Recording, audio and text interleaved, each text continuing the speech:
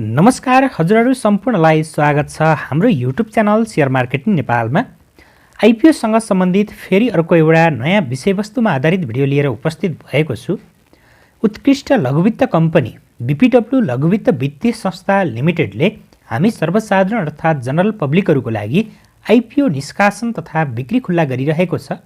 आजको यो भिडियोमा म हजुरहरूलाई त्यस कम्पनीको आइपिओमा हामीले कति किता सेयर खरिदको लागि आवेदन दिने, कहिलेसम्म हामीले त्यस कम्पनीको आइपिओमा आवेदन दिन पाइन्छ, त्यस कम्पनीको आइपिओ कति लगानीकर्ताहरूलाई हात पर्छ, कम्पनीको वित्तीय अवस्था के कस्तो रहेको छ, अनि दोस्रो बजारमा हामीले त्यस कम्पनीको आइपिओलाई कतिसम्मको मूल्यमा सेल गर्दा फाइदा हुन्छ कि अथवा कतिसम्मको मूल्यमा चाहिँ बाई गर्न सकिन्छ, कम्पनीको वित्तीय अवस्थाको आधारमा कम्पनीले लगानीकर्ताहरूलाई बोनस सेयर वितरण गर्न सक्छ कि सक्दैन, अनि हामीले त्यस कम्पनीबाट कस्तो किसिमको चाहिँ रिटर्नको आश राख्न सकिन्छ, सम्पूर्ण विषयवस्तुको बारेमा चाहिँ तपाईहरुलाई सबै जानकारी आजको यो भिडियोमा दिनेछु। अनि दोस्रो बजारमा पहिलो कारोबार हुँदा नेप्सेले यो कम्पनीलाई चाहिँ कतिदेखि कतिसम्मको ओपनिङ प्राइस रेन्ज दिन्छ त भन्ने विषयको बारेमा पनि हामीले चर्चा गर्नेछौँ। त्यस कारणले गर्दा भिडियो एकदमै महत्त्वपूर्ण रहेको छ। हजुरहरूले अन्तिमसम्म हेर्नुहोला अनि यस्तै शेयर बजार तथा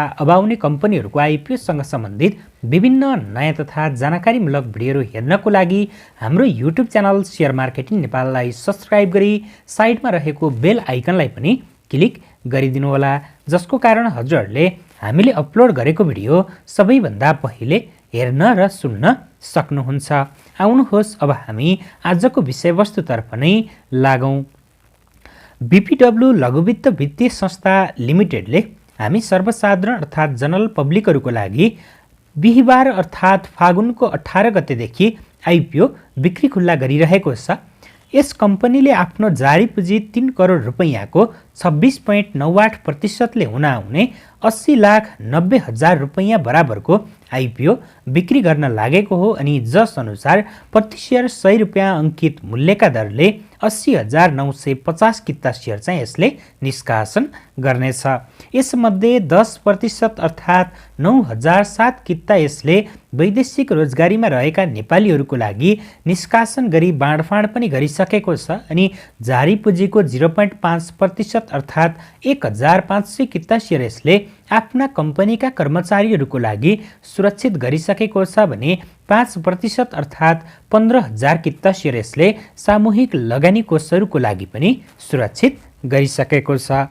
वैदेशिक रोजगारीमा गएका नेपालीहरूको लागि अनि आफ्ना कम्पनीका कर्मचारीहरूको लागि र त्यसैगरी सामूहिक लगानी कोषहरूको लागि सुरक्षित गरी बाँकी रहेको जम्मा 54,750 किता सेयर मात्रै हामी सर्वसाधारण अर्थात् जनरल पब्लिकहरूको लागि यसले बिक्री खुल्ला गरेको छ। अनि सर्वसाधारण लगानीकर्ताहरूले यस कम्पनीको आइपिओमा फागुनको 23 गतेसम्म आवेदन दिन पाउनेछन् भने सो अवधिमा सबै सेयर बिक्री नभएको खण्डमा भने चैतको 2 गतेसम्म पनि आवेदन दिन पाइनेछ। यसमा न्यूनतम 10 कितादेखि अधिकतम 1,000 कितासम्मको लागि आवेदन दिन पाइनेछ। र यस कम्पनीको आइपिओमा हामीले के कति किता आवेदन दिने, कम्पनीको वित्तीय अवस्था कति लगानीकर्ताहरूलाई पर्छ त भन्ने विषयको बारेमा चाहिँ हामीले यसै भिडियोमा चाहिँ चर्चा गर्नेछौँ। त्यसकारणले गर्दा भिडियोलाई कहीँ कतै छोडेर चाहिँ नजानुहोला। र अब हामी यस कम्पनीको रेटिङतर्फ लागौँ। रेटिङ एजेन्सी इक्रा नेपालले यस बीपीडब्ल्यू लघुवित्तको आइपिओलाई इक्रा एनपी इस्युआर B- रेटिङ प्रदान गरेको छ। अनि जसले कम्पनीको दायित्व वहन गर्ने क्षमतामा मध्यम जोखिम रहेको जनाउने गर्दछ। इक्रा नेपालले 2078 चैत्र 30 गते यो रेटिङ दिएको हो भने यो रेटिङ 2079 चैत्र 28 गतेसम्म चाहिँ बहाल रहनेछ। र अब हामी यस कम्पनीको कम्पनी सम्बन्धी विवरण हेरौँ।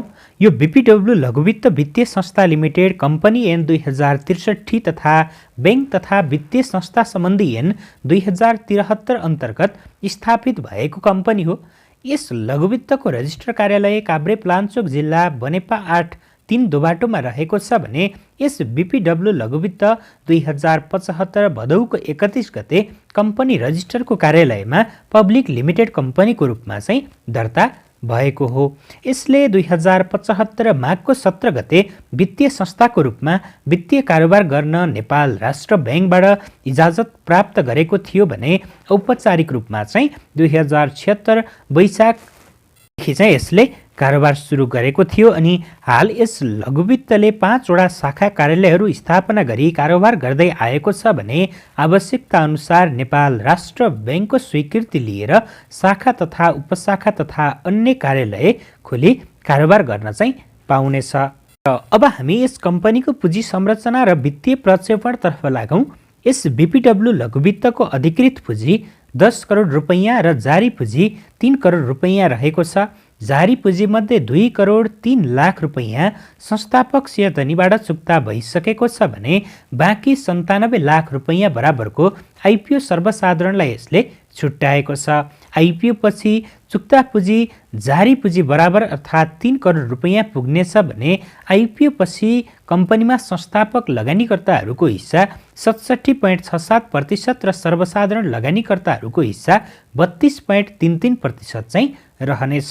चालु आर्थिक वर्षको अन्त्यसम्म बीपीडब्ल्यू लघुवित्त वित्तीय संस्था लिमिटेडले 30,41,000 रुपैयाँ खुद नाफा कमाउने प्रक्षेपण गरेको छ। अनि यस्तै आर्थिक वर्ष 2080-81 सम्ममा चाहिँ 47,55,000 रुपैयाँ र आर्थिक वर्ष 81-82 मा चाहिँ 52,52,000 रुपैयाँ चाहिँ मुनाफा आर्जन गर्ने भनेर चाहिँ यसले अनुमान गरेको छ। अनि कम्पनीले तत्काल पुँजी वृद्धि गर्ने कुनै पनि योजना बनाएको छैन। आर्थिक वर्ष 81-82 सम्म आइपिओ बिक्रीपछि कायम हुने 3 करोड 15 लाख रुपैयाँ पुँजी नै यसको यथावत रहने भनेर चाहिँ प्रक्षेपण पनि गरिरहेको छ। यता चालु आर्थिक वर्षको अन्त्यसम्म कम्पनीको प्रति शेयर आम्दानी 10 रुपैयाँ 1 पैसा पुग्ने भनेर यसले प्रक्षेपण गरिरहेको छ भने आर्थिक वर्ष 80-81 सम्ममा चाहिँ प्रति शेयर आम्दानी 10 रुपैयाँबाट वृद्धि भएर 15 रुपैयाँ 85 पैसा र त्यसै गरी आर्थिक वर्ष 81-82 सम्ममा चाहिँ 16 रुपैयाँ 6-7 पैसा पुग्ने भनेर चाहिँ यसले प्रक्षेपण गरेको छ। साथै चालु आर्थिक वर्षको अन्त्यसम्म यस लघुवित्तको प्रति शेयर नेटवर्थ 101 रुपैयाँ 19 पैसा र आर्थिक वर्ष 81-82 मा चाहिँ 127 रुपैयाँ 89 पैसा पुग्ने भनेर पनि यसले प्रक्षेपण अर्थात् अनुमान चाहिँ गरेको छ।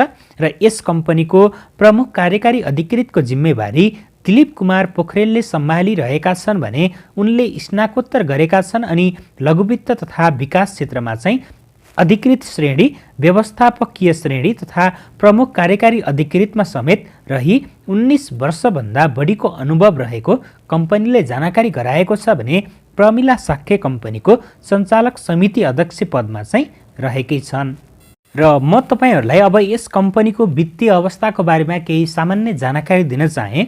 अब हामीले माइक्रो फाइनेन्स कम्पनी भन्ने बित्तिकै वित्तीय अवस्था एकदमै मजबुत भएको हैन, प्रति शेयर आम्दानी बढी भएको, प्रति शेयर नेटवर्थ बढी भएको भनेर बुझिन्छ। तर यो कम्पनीलाई हामीले हेर्ने हो भने यसको फन्डामेन्टल चाहिँ हामीले स्ट्रङ भएको देख्न सकिँदैन है त।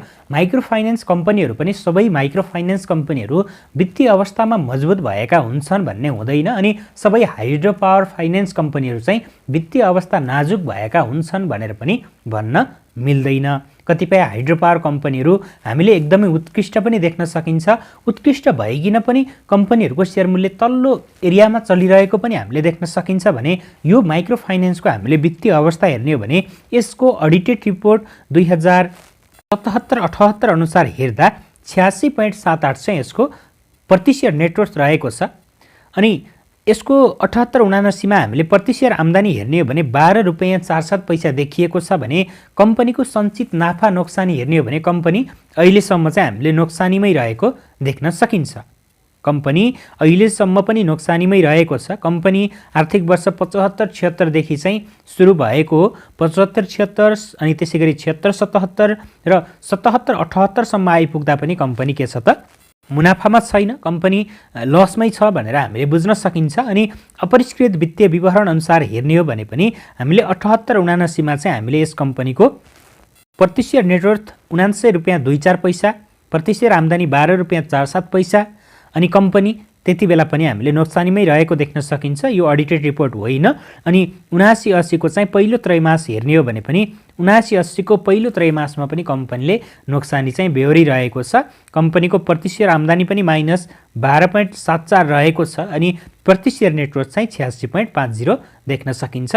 यस आधारमा भन्ने हो भने कम्पनी फन्डामेन्टल त्यस्तो राम्रो छैन, फन्डामेन्टल कम्पनीको एकदमै विक छ भनेपछि हामीले यस कम्पनीबाट तत्कालै राम्रो बोनस सेयरको राम्रो लाभांशको आश गर्न सकिँदैन, किनकि कम्पनी आफैले 81-82 सम्म लगानीकर्ताहरूलाई चाहिँ लाभांश वितरण नगर्ने भनिसकेको छ भनेपछि कम्पनीले तत्कालै लगानीकर्ताहरूलाई बोनस सेयर वितरण चाहिँ गर्ने छैन है त। किनकि कम्पनीले आफ्नो मुनाफालाई चाहिँ सञ्चित गर्दै जानु पर्यो। अहिले कम्पनी नोक्सानमै रहेको छ अनि त्यस पछाडि मात्रै सञ्चित भइसकेपछि मात्रै आफ्नो नाफाको चाहिँ केही हिस्सा लगानीकर्ताहरूलाई चाहिँ वितरण गर्नेछ। तर तत्कालका लागि हेर्ने हो भने त्यस्तो राम्रो रिटर्न चाहिँ हामीले यसबाट आश राख्न सकिँदैन। र अनि त्यसै गरी यस कम्पनीको ओपनिङ प्राइस रेन्ज कति हुन्छ त भन्ने पनि साथीहरूको प्रश्न रहन सक्छ। हामीले यस कम्पनीको अडिटेड रिपोर्ट 2077-78 अनुसार हेर्ने हो भने यसको प्रति सेयर नेटवर्थ त्यति बेला 86 रुपियाँ 7-8 पैसा रहेको छ है त। प्रति सेयर नेटवर्थ 100 भन्दा तल रहेको छ भनेपछि त्यही 86 रुपियाँ 7-8 पैसाको अधिकतम 3 गुणासम्म चाहिँ बढेर दोस्रो बजारमा पहिलो कारोबार हुन पाउनेछ। न्यूनतम 86.78 र अधिकतम त्यसको 3 गुणा अर्थात् अधिकतम चाहिँ 260 सम्म चाहिँ यसको ओपन हुन पाउने व्यवस्था चाहिँ नेप्सेले यसलाई गर्नेछ। र अनि अब यस कम्पनीको आइपिओमा हामीले कति किता आवेदन दिने त भन्ने पनि साथीहरूको प्रश्न रहन सक्छ। कम्पनीको हामीले किता सङ्ख्या हेर्ने हो भने एकदमै कम रहेको छ। यो बीपीडब्ल्यू लघुवित्तको आइपिओ वित्तीय अवस्था नाजुक नै भए पनि हामीले प्राप्त गर्नको लागि भाग्यमै भर पर्नुपर्ने देखिन्छ। हामी लगानीकर्ताहरूले यस कम्पनीको आइपिओमा पनि 10 किताभन्दा बढी आवेदन दिन जरुरी छ जस्तो मलाई लाग्दैन। त्यस कारणले गर्दा 10 किताको लागि मात्रै आवेदन दिन सक्नुहुन्छ। यसले सर्वसाधारणका लागि 54,750 किता मात्रै सेयर निष्कासन गरेको छ अनि यसरी थोरै किता निष्कासन गरिसकेपछि यसले निष्कासन गरेको भन्दा बढी किता खरिदको लागि चाहिँ आवेदन पर्ने निश्चित नै छ। यो बीपीडब्ल्यू लघुवित्तको आइपिओ न्यूनतम 10 किताको दरले बाँडफाँड गर्दा जम्मा 5,475 जनाले मात्रै सेयर हात पार्न सफल हुनुहुनेछ भनेपछि यस आधारमा हामीले हेर्दै गर्दा यो आइपिओमा पनि हामीले 10 किताका लागि आवेदन दिँदा पर्याप्त चाहिँ हुने देखिन्छ। तर कम्पनीले चाहिँ न्यूनतम 10 कितादेखि अधिकतम 1000 किताका लागि चाहिँ आवेदन दिन पाइने व्यवस्था चाहिँ राखेको छ। यस कम्पनीको आइपिओमा चाहिँ हजुरहरूले आज 18 गतेदेखि हजुरहरूले फागुनको 23 गते साँझ 5 बजेसम्म चाहिँ आवेदन दिन सक्नुहुनेछ। र अब यस कम्पनीको आइपिओ वित्तीय अवस्था राम्रो छैन अनि आवेदन दिने पनि भन्छन् सबैजनाले। अब आवेदन दिँदा चाहिँ कतिसम्मको फाइदा होला त भन्ने पनि साथीहरूको प्रश्न रहन सक्छ है त। हामीले यस कम्पनीमा हेर्ने हो भने सर्ट टर्ममा राम्रो प्रफिट चाहिँ हामीले निकाल्न सकिन्छ, किनकि त्यसका केही आधारहरू रहेका छन्। एक त माइक्रो फाइनेन्स कम्पनी पछिल्लो समय केही कुराहरूले गर्दा चाहिँ अलिकति नेगेटिभ देखिए तापनि माइक्रो फाइनेन्स कम्पनीमा लगानीकर्ताहरूको आकर्षण हुन्छ नै है त, त्यो सबैजनाले रहने गर्दछ। अनि यस कम्पनीको आइपिओ हामीले हेर्ने हो भने जम्मा 57,000 किता हाराहारी रहेको छ, 60,000 किता भन्दा पनि तल रहेको छ भनेपछि हामीले सर्ट टर्ममा यो कम्पनीबाट राम्रो मुनाफा कसरी आर्जन गर्न सकिन्छ भने यस्ता कम्पनीहरूमा सप्लाई एकदमै कम आउने गर्दछ। 1-2 जनाले मिलेर कम्पनीलाई मजाले कर्नरिङ गर्न सकिन्छ। कम्पनीको थोरै किता सेयर खरिद गरेर कम्पनीहरूमा चाहिँ हामीले सर्किट लगाएको देख्न सकिन्छ यस्ता कम्पनीहरूमा।